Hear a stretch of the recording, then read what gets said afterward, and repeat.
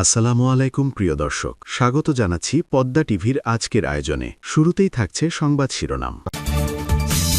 প্রথমেই জানিয়ে দিব, মানবতাবিরোধী অপরাধ মামলায় শেখ হাসিনার মৃত্যুদণ্ড রায় বাতিল করেছেন হাইকোর্ট। সকালে এসব মামলা বাতিল করে উচ্চ আদালত। এদিকে বাংলাদেশের শুরু রাজনৈতিক ভূমিকম্প। দিল্লির পরেই ঢাকায় ট্রাম্পের দূত, হাসিনাকে ফেরাতে বড় সিদ্ধান্ত। এতক্ষণ শুনছিলেন সংবাদ শিরোনাম, এখন থাকছে বিস্তারিত। তার আগে ভিডিওটিতে একটি লাইক দিয়ে কমেন্ট করে জানিয়ে দিন আপনি আমাদের ভিডিওটি কোন জেলা থেকে দেখছেন বা শুনছেন। মানবতাবিরোধী অপরাধ মামলায় সাবেক প্রধানমন্ত্রী শেখ হাসিনার বিরুদ্ধে দেওয়া মৃত্যুদণ্ডের রায় বাতিল করেছেন হাইকোর্ট। বৃহস্পতিবার সকালে উচ্চ আদালত এই মামলাগুলো বাতিল করে দেওয়ার সিদ্ধান্ত দেন। আদালতের এই সিদ্ধান্তের পর দেশের রাজনৈতিক অঙ্গনে ব্যাপক আলোচনা শুরু হয়েছে এবং বিষয়টি নিয়ে বিভিন্ন পক্ষ থেকে নানা প্রতিক্রিয়া দেখা যাচ্ছে। আদালতের রায়ের পর একাধিক রাজনৈতিক ব্যক্তিত্ব ও বিশ্লেষক দাবি করছেন, শেখ হাসিনার বিরুদ্ধে যে ফাঁসির রায় দেওয়া হয়েছিল তা মূলত রাজনৈতিক উদ্দেশ্য প্রণোদিত ছিল। তাদের মতে বিচার প্রক্রিয়াটি শুরু থেকেই বিতর্কিত ছিল এবং বিভিন্ন মহলে অভিযোগ উঠেছিল যে এটি একটি সাজানো প্রক্রিয়া। আদালতের সর্বশেষ সিদ্ধান্তের মাধ্যমে সেই অভিযোগগুলো আরও জোরালোভাবে সামনে এসেছে বলে তারা মনে করছেন। এই ঘটনাকে কেন্দ্র করে বিশেষ করে আন্তর্জাতিক অপরাধ ট্রাইব্যুনালের সাবেক চিফ প্রসিকিউটর তাজুল ইসলামকে নিয়ে নতুন করে বিতর্ক শুরু হয়েছে। অভিযোগ উঠেছে যে তার নেতৃত্বে একটি সিন্ডিকেট দীর্ঘদিন ধরে বিচার প্রক্রিয়াকে ব্যবহার করে অবৈধ বাণিজ্য পরিচালনা করেছে এবং বিপুল পরিমাণ অর্থ হাতিয়ে নিয়েছে। অভিযোগ অনুযায়ী বিভিন্ন মামলাকে কেন্দ্র করে কোটি কোটি টাকার লেনদেন হয়েছে এবং বিচারিক প্রক্রিয়াকে প্রভাবিত করার চেষ্টা করা হয়েছে। সমালোচকদের মতে তথাকথিত বিপ্লব ও সংস্কারের নামে যে বিচারিক কাঠামো গঠন করা হয়েছিল তা ধীরে ধীরে একটি ব্যবসায়িক প্রতিষ্ঠানে পরিণত হয়। সেখানে ন্যায় বিচারের চেয়ে আর্থিক স্বার্থকে অগ্রাধিকার দেওয়া হয়েছে বলে অভিযোগ ওঠে। বিচারিক মঞ্চটি অনেক ক্ষেত্রে এমনভাবে পরিচালিত হয়েছে যেখানে মামলার অগ্রগতি, সাক্ষ্য এবং বিভিন্ন আইনি পদক্ষেপ নিয়ে বড় অঙ্কের অর্থ লেনদেনের অভিযোগ সামনে এসেছে। এই পরিস্থিতিতে আন্তর্জাতিক অপরাধ ট্রাইব্যুনালের কার্যক্রম নিয়ে নতুন করে প্রশ্ন উঠেছে।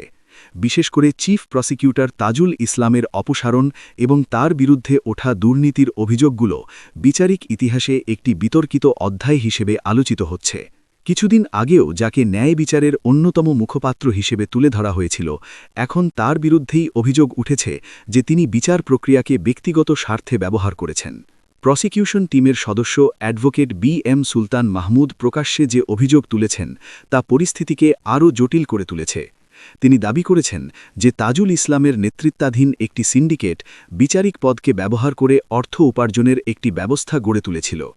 তার বক্তব্য অনুযায়ী কিছু গুরুত্বপূর্ণ মামলায় আসামিদের বাঁচাতে বা মামলার গতিপথ পরিবর্তন করতে বিপুল অঙ্কের অর্থ লেনদেন হয়েছে।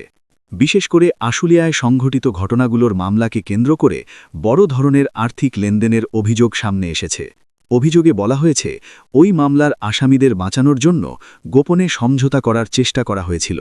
এসব অভিযোগ প্রকাশ্যে আসার পর বিচারিক প্রক্রিয়ার স্বচ্ছতা নিয়ে নতুন করে প্রশ্ন উঠেছে। অভিযোগের আরেকটি গুরুত্বপূর্ণ দিক হল সাবেক আইজিপি চৌধুরী আবদুল্লাহ আল মামুনকে রাজসাক্ষী বা অ্যাপ্রুভার বানানোর পরিকল্পনা। অভিযোগ অনুযায়ী ধানমন্ডিতে তদন্ত সংস্থার কার্যালয়ে বসে এই পরিকল্পনা করা হয়েছিল এবং এর পেছনে বড় অঙ্কের অর্থ লেনদেনের বিষয়টি আলোচিত হয়েছে। সমালোচকদের মতে একজন সাবেক পুলিশ প্রধানের মতো গুরুত্বপূর্ণ ব্যক্তিকে রাজসাক্ষী বানানোর পরিকল্পনা ছিল একটি বড় আইনি কৌশল, যার মাধ্যমে মামলার গতিপথ প্রভাবিত করার চেষ্টা করা হয়েছিল। এই ঘটনাকে ঘিরে রাজনৈতিক অঙ্গনেও উত্তেজনা তৈরি হয়েছে। বিভিন্ন রাজনৈতিক নেতা বলছেন শেখ হাসিনার বিরুদ্ধে দেওয়া ফাঁসির রায় ছিল একটি সাজানো নাটক এবং আদালতের সর্বশেষ সিদ্ধান্ত সেই দাবিকেই শক্তিশালী করেছে। তাদের মতে বিচার ব্যবস্থাকে রাজনৈতিক উদ্দেশ্যে ব্যবহার করা হলে তা রাষ্ট্র ও গণতন্ত্রের জন্য অত্যন্ত বিপজ্জনক হয়ে ওঠে। একই সঙ্গে ট্রাইব্যুনালের সামনে থাকা অন্যান্য মামলার ভবিষ্যৎ নিয়েও আলোচনা শুরু হয়েছে।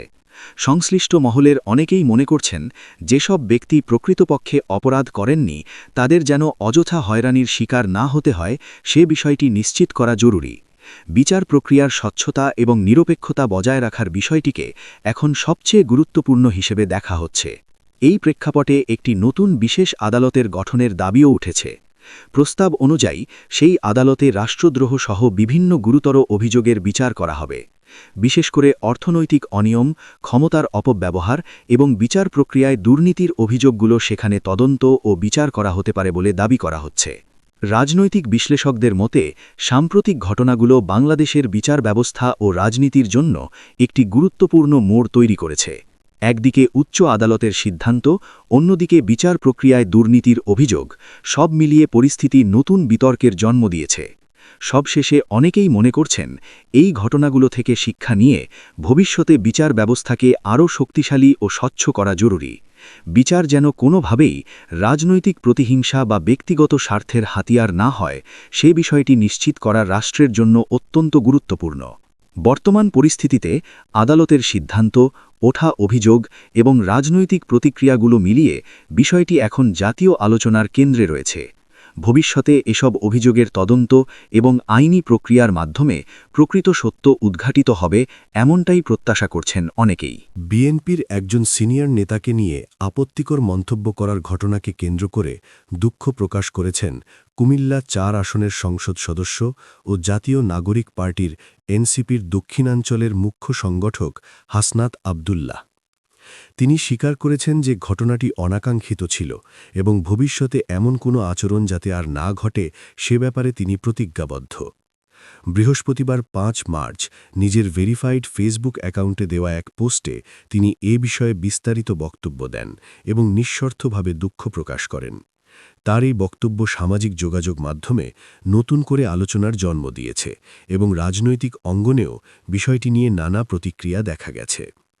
হাসনাত আব্দুল্লাহ তার পোস্টে উল্লেখ করেন, সম্প্রতি সামাজিক যোগাযোগ মাধ্যমে একটি ভিডিও ছড়িয়ে পড়েছে যেখানে তাকে বিএনপির একজন সিনিয়র নেতাকে নিয়ে আপত্তিকর মন্তব্য করতে দেখা যায়। ওই ভিডিওতে একটি শিশুরও উপস্থিতি ছিল, যা বিষয়টিকে আরও সংবেদনশীল করে তুলেছে। তিনি বলেন, ভিডিওটি মূলত নির্বাচনকালীন সময়ে ধারণ করা হয়েছিল এবং সেটি একটি বন্ধ বা ক্লোজড গ্রুপের ভেতরেই সীমাবদ্ধ থাকার কথা ছিল। তার ভাষ্য অনুযায়ী ভিডিওটি তখন জনসমক্ষে প্রকাশের উদ্দেশ্যে তৈরি করা হয়নি, কিন্তু গত কয়েকদিনে ভিডিওটি বিভিন্ন সামাজিক যোগাযোগ মাধ্যমে ছড়িয়ে পড়ে এবং ব্যাপক আলোচনা ও সমালোচনার জন্ম দেয়। ভিডিওটি ভাইরাল হওয়ার পর বিষয়টি নিয়ে রাজনৈতিক মহলসহ সাধারণ মানুষের মধ্যেও প্রতিক্রিয়া দেখা যায়।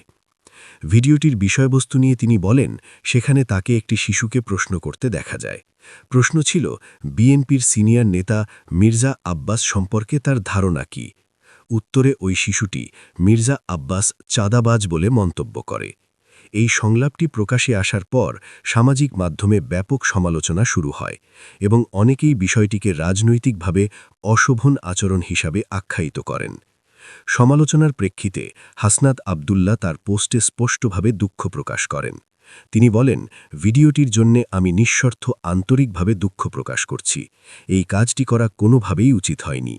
তিনি আরও উল্লেখ করেন যে একজন রাজনৈতিক কর্মী ও জনপ্রতিনিধি হিসাবে তার আচরণে আরও বেশি দায়িত্বশীল হওয়া উচিত ছিল। তিনি বলেন, রাজনৈতিক অঙ্গনে পারস্পরিক সম্মান ও সৌহার্দ্য বজায় রাখা অত্যন্ত গুরুত্বপূর্ণ। ভিন্ন মত বা রাজনৈতিক অবস্থান থাকলেও ব্যক্তিগত আক্রমণ বা অপমানজনক মন্তব্য করা উচিত নয়।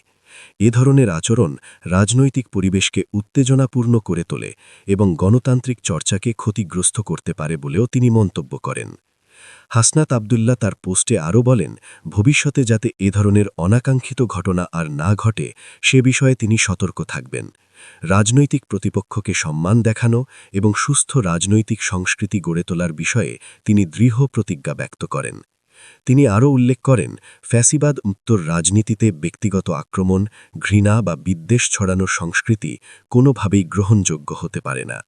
তার মতে, বাংলাদেশের রাজনীতিতে এখন প্রয়োজন সুস্থ, সহনশীল ও দায়িত্বশীল আচরণ। রাজনৈতিক মতভেদ থাকলেও তা যেন শালীনতা ও পারস্পরিক শ্রদ্ধাবোধ বজায় রেখেই প্রকাশ করা হয়, এটাই হওয়া উচিত সবার লক্ষ্য। এই ঘটনাকে ঘিরে সামাজিক যোগাযোগ মাধ্যমে ব্যাপক আলোচনা দেখা গেছে। অনেকেই তার ক্ষমা প্রার্থনাকে ইতিবাচক হিসাবে দেখছেন, আবার কেউ কেউ মনে করছেন রাজনৈতিক নেতাদের উচিত শুরু থেকেই এমন আচরণ এড়িয়ে চলা। বিশ্লেষকদের মতে সামাজিক যোগাযোগ মাধ্যমের যুগে কোনো বক্তব্য বা ভিডিও খুব দ্রুতই জনসমক্ষে ছড়িয়ে পড়ে, ফলে রাজনৈতিক নেতাদের বক্তব্য ও আচরণ নিয়ে বাড়তি সতর্কতা প্রয়োজন।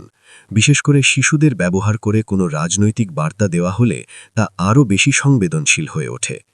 এদিকে বিষয়টি নিয়ে রাজনৈতিক অঙ্গনেও আলোচনা চলছে। বিভিন্ন মহল মনে করছে, রাজনৈতিক সংস্কৃতিকে ইতিবাচক পথে এগিয়ে নিতে হলে সব দলের নেতাকর্মীদেরই সংযত আচরণ করতে হবে। ব্যক্তিগত আক্রমণ বা কটূক্তি রাজনৈতিক সংস্কৃতিকে দুর্বল করে দেয় এবং জনগণের মধ্যে নেতিবাচক বার্তা পৌঁছে দেয়।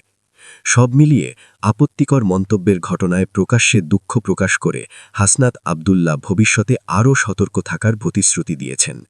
তার এই বক্তব্যের মাধ্যমে তিনি রাজনৈতিক সৌহার্দ্য বজায় রাখার গুরুত্ব তুলে ধরেছেন এবং সুস্থ রাজনৈতিক পরিবেশ গড়ে তোলার আহ্বান জানিয়েছেন।